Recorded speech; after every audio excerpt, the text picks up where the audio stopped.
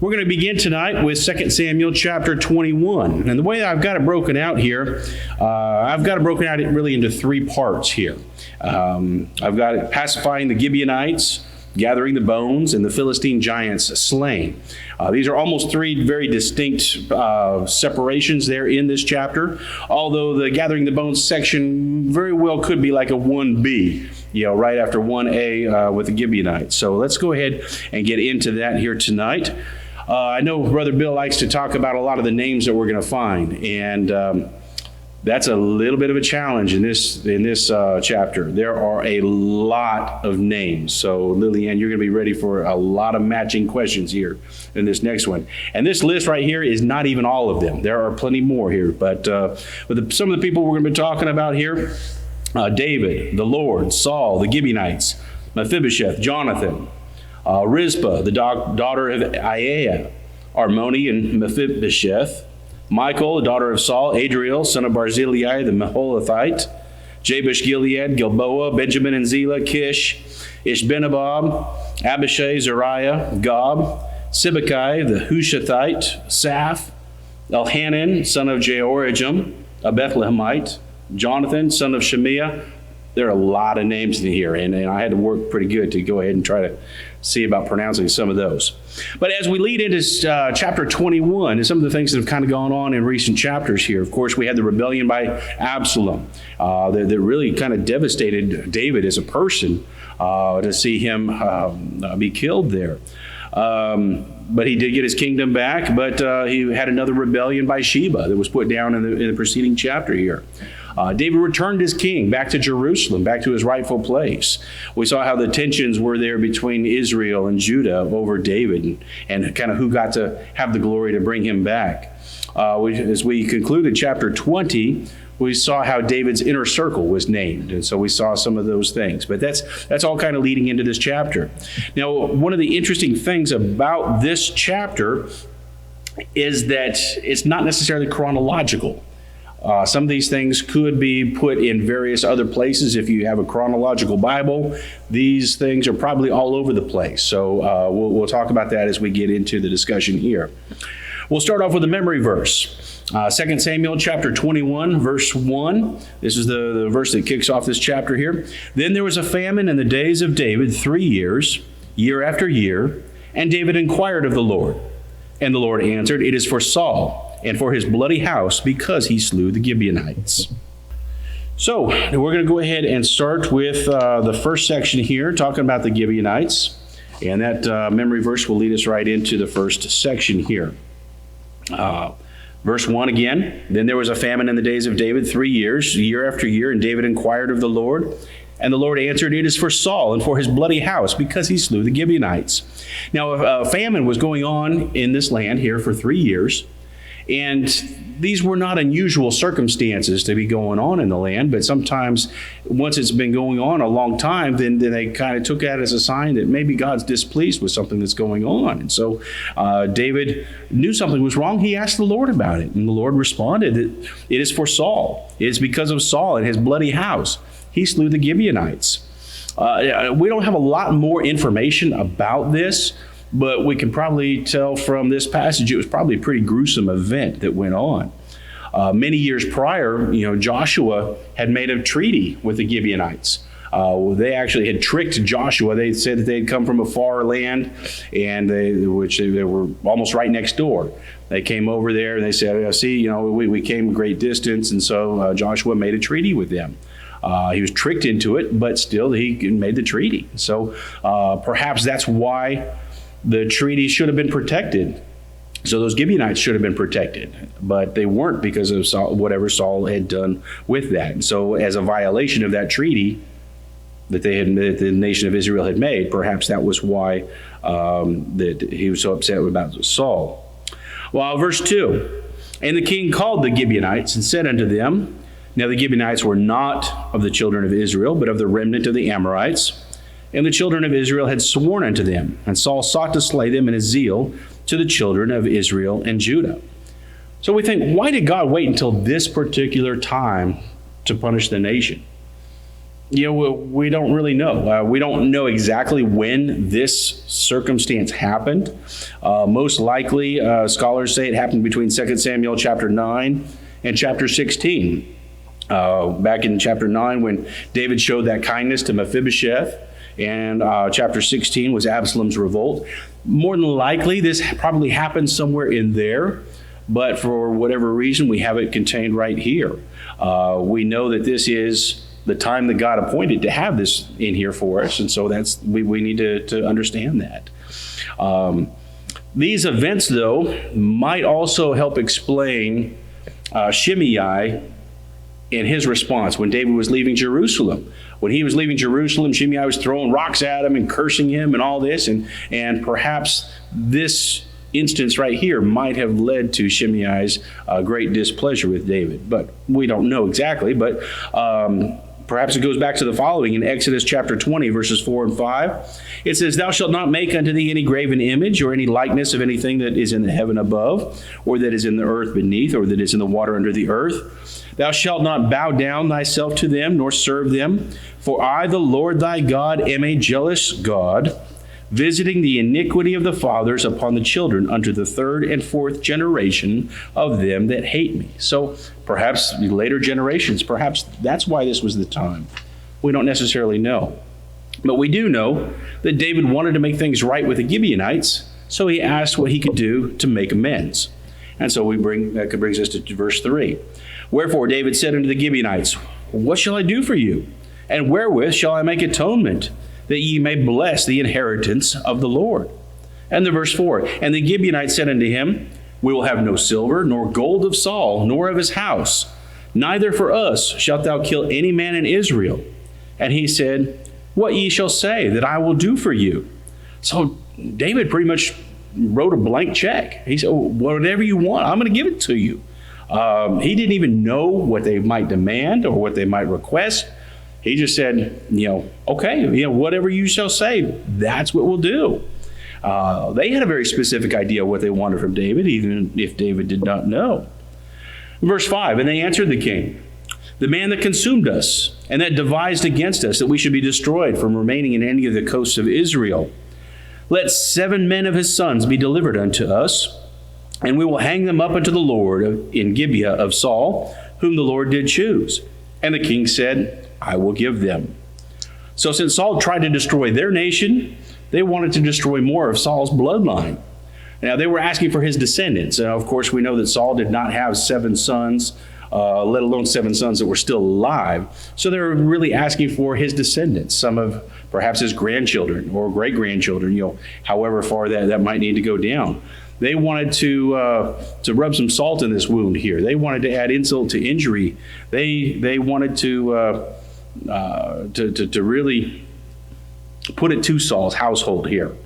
They wanted to make a show of this in Gibeah, which was Saul's hometown. They want to go back to Saul's hometown and take care of this there. They wanted to make it especially embarrassing and insulting for his remaining family members. But the King David said, okay, I will give them. Verse 7, "But the king spared Mephibosheth, the son of Jonathan, the son of Saul, because of the Lord's oath that was between them, between David and Jonathan, the son of Saul." So Mephibosheth, right off the bat, he was off limits.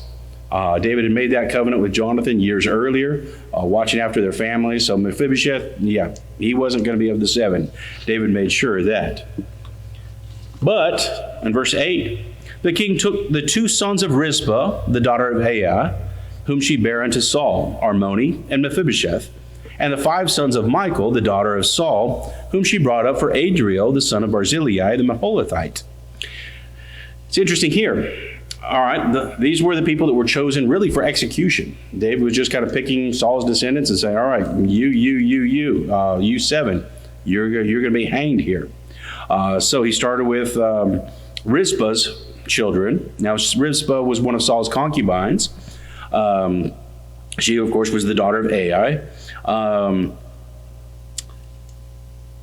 Also 5 of Adriel's sons. Now, this is kind of where it might get a little complicated here. It says in this translation, talks about the 5 sons of Michal, the daughter of Saul. Now, Michal was also David's wife, but we know that she didn't have any children.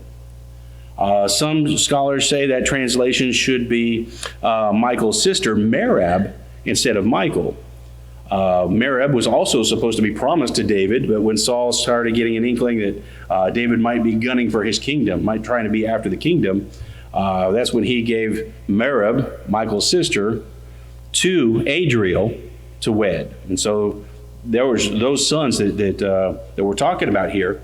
Perhaps Michal looked after them, maybe like a nanny, something like that. But it says that she brought them up for Adriel and then her sister. So these young men could very well have been like nephews to David. So I'm sure that probably wasn't terribly easy for him to do. But David turned the men over to the Gibeonites and let them be executed by hanging. But it's interesting to see, how many times do we see how David inquires of the Lord? David sits down, he prays to the Lord. He's after God's own heart. He wants to do the right thing. We see time and time again about how David talks to God in prayer. But there's no recorded time of prayer about this in this situation here. What did he go ask God for in prayer? Did he talk to God about this? It's not recorded. So did David just make a decision on his own? I think that's kind of interesting. He wanted to make atonement for Saul's actions, but he didn't consult God about that at all. And then verse 9, and he delivered them into the hands of the Gibeonites, and they were hanged them in the hill before the Lord. And they fell all 7 together, and were put to death in the days of harvest, in the first days, in the beginning of the barley harvest. So David handed these 7 men over. They were put up in a line. They all hanged together. They were all killed at the same time. These executions took place at the beginning of the barley harvest. Now, I'm not a farmer here, so I had to kind of look this up. But the barley harvest apparently is in the early spring. And so that will make a little bit more sense as we get into the next verse here. It says in verse 10, and Rizpah, the daughter of Aiah, took sackcloth and spread it for her upon the rock, from the beginning of the harvest until water dropped upon them out of heaven, and suffered neither the birds of the air to rest on them by day, nor the beasts of the field by night. And it was told David what Rizpah, the daughter of Aiah, the concubine of Saul, had done. So Rizpah was in mourning. She lost her 2 sons for something she had no control over.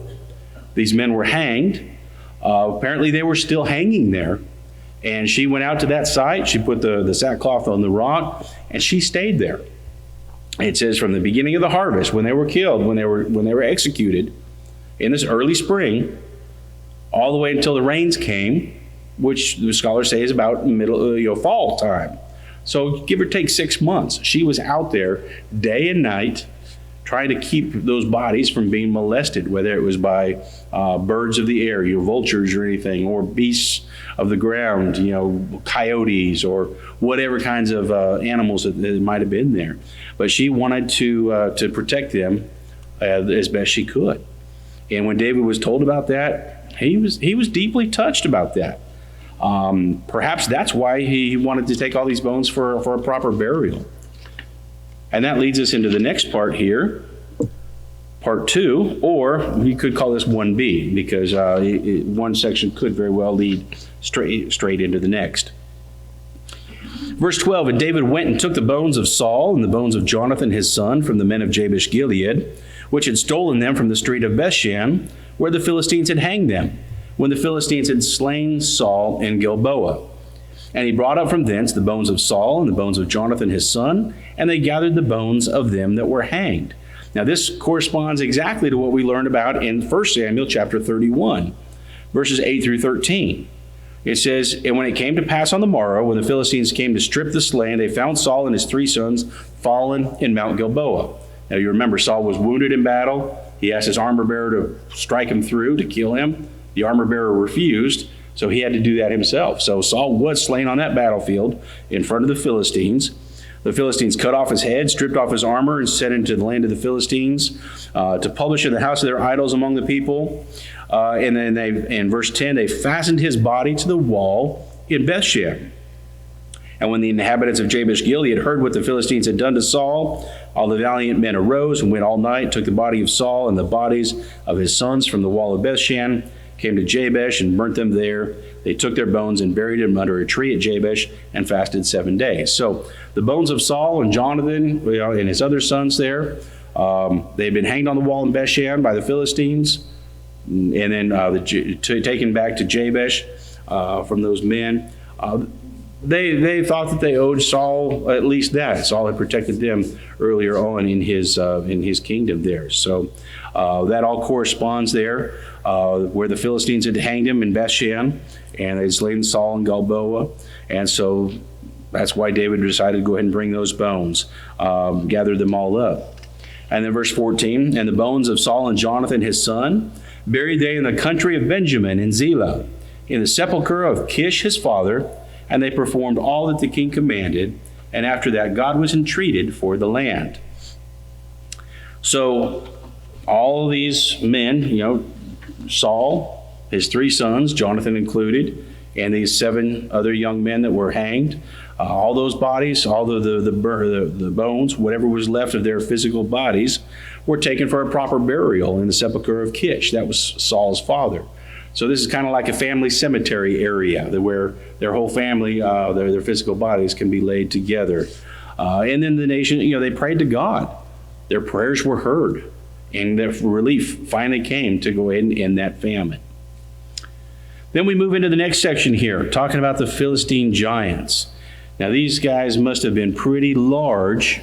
It's really hard for us to imagine. We don't have people that's this size today, or people with 6 digits on each hand and each foot. We just don't have that. But apparently they did exist back there, because we were told about that in the Bible here. Beginning in verse 15. Moreover, the Philistines had war yet again with Israel, and David went down and his servants with him and fought against the Philistines. And David waxed faint. Now again, chronologically speaking, these happened at various times here. So we don't know exactly when this happened. It wasn't necessarily late in his kingdom, in David's kingdom, but we just don't have a good idea. Whatever happened, David was physically fighting them himself. And it says he waxed faint, so he was growing weary. He was weakening. It was to the point on the battlefield where his life was in serious jeopardy.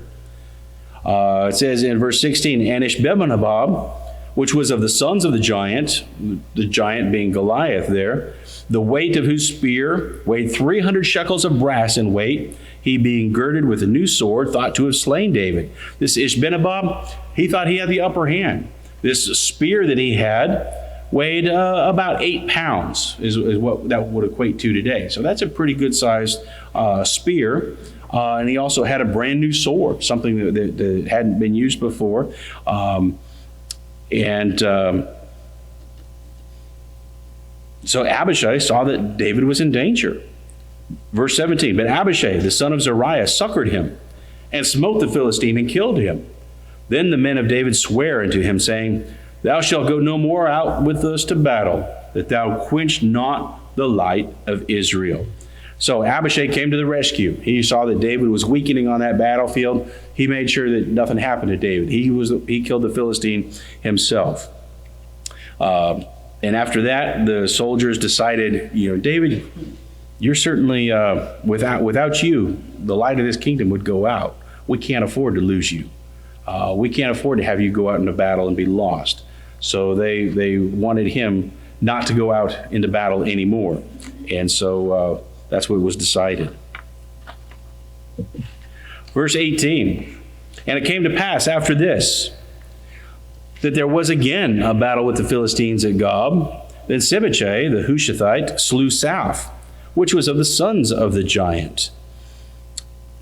So this is another battle being fought here. Sometime later, another giant, this Saph, came, and Sibbechai, the Hushathite, defeated him. Verse 19, and there was again a battle in Gob with the Philistines, where Elhanan, the son of Jehoram, a Bethlehemite, slew the brother of Goliath the Gittite, the staff of whose spear was like a weaver's beam. This is the brother of Goliath. Now you may notice in your Bible, if you're looking at 2 Samuel chapter 21, verse 19, it says the brother is probably in or the brother of is in italics. Those are words provided by the translators. So there was a lot of confusion initially about this verse. Scholars thought that maybe it meant that Elhanan was the one that killed Goliath. But after looking at 1 Chronicles 20, verse 5, it definitely says that this giant right here was Goliath's brother and not Goliath himself. It says in 1 Chronicles 25, and there was war again with the Philistines, and Elhanan, the son of Jair, slew Lami, the brother of Goliath the Gittite, whose spear staff was like a weaver's beam. So those two verses fit in very, very closely there. And we find out that this giant that was slain here in verse 19, his name was Lami, and he was the brother of Goliath indeed. So this man was slain as well. Then verse 20. And there was yet a battle in Gath, where a man of great stature, that had on every hand 6 fingers, and on every foot 6 toes, 24 in number. And he also was born to the giant. And when he defied Israel, Jonathan, the son of Shemaiah, the brother of David, slew him. So another giant came, great stature. I mean, these are huge, huge men, something that would be very difficult for us to really comprehend today.